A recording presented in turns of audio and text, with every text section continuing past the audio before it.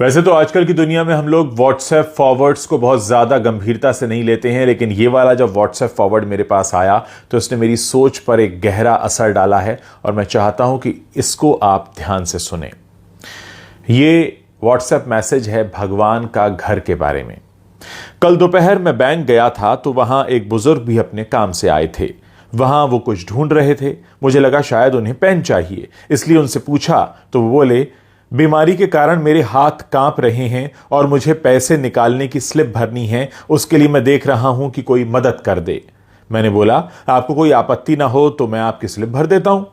उन्होंने मुझे स्लिप भरने की अनुमति दे दी। मैंने उनसे पूछकर स्लिप भी भर दी। रकम निकालकर उन्होंने मुझसे पैसे गिनने को कहा तो मैंने पैसे भी गिन दिए। हम दोनों एक साथ ही बैंक से बाहर आए तो बोले, सॉरी, तुम्हें थोड़ा कष्ट तो होगा, परंतु मुझे रिक्शा करवा दो। इस भरी दोपहरी में रिक्शा मिलना बड़ा कष्टकारी होता है। मैंने बोला, मुझे भी उसी ओर जाना है, मैं आपको कार से घर छोड़ देता हूं। वो तैयार हो गए। हम उनके घर पहुंचे। 60 बाई 100 के प्लॉट पर बना हुआ एक घर था।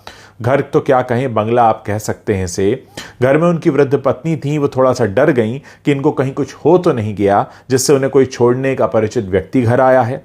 फिर उन्होंने पत्नी के चेहरे पर आए भावों को पढ़कर कहा कि चिंता की कोई बात नहीं है, ये मुझे छोड़ने आए हैं। फिर बातचीत में वो बोले, क्या बोले अब ध्यान से सुनिएगा। फिर वो बातचीत में बोले, इस भगवान के घर में हम दोनों पति पत्नी ही रहते हैं, हमारे बच्चे तो विदेश में रहते हैं। मैंने जब उन्हें भगवान के घर के बारे में पूछा तो उन्होंने बताया कि हमारे परिवार में भगवान का घर कहने की पुरानी परंपरा है। इसके पीछे की भावना यह है कि यह घर भगवान का है और हम तो उस घर में रहते हैं, जबकि लोग कहते हैं कि घर हमारा है और भगवान हमारे घर में रहते हैं। मैंने विचार किया कि दोनों कथनों में कितना अंतर है। उसके बाद वो बोले, भगवान का घर बोला तो अपने से कोई नकारात्मक कार्य नहीं होते और हमेशा सद्विचारों से हम ओत प्रोत रहते हैं। बाद में मजाकिया लहजे में बोले, लोग तो मौत के बाद भगवान के घर जाते हैं, पर हम तो जीते जी ही भगवान के घर का आनंद ले रहे हैं। ये वाक्य भी जैसे भगवान ने दिया कोई प्रसाद ही है। भगवान ने ही मुझे उनको घर छोड़ने की प्रेरणा दी। घर भगवान का और हम उनके घर में रहते हैं। हमको इस कहानी से बहुत कुछ सीखने को मिलता है दोस्तों।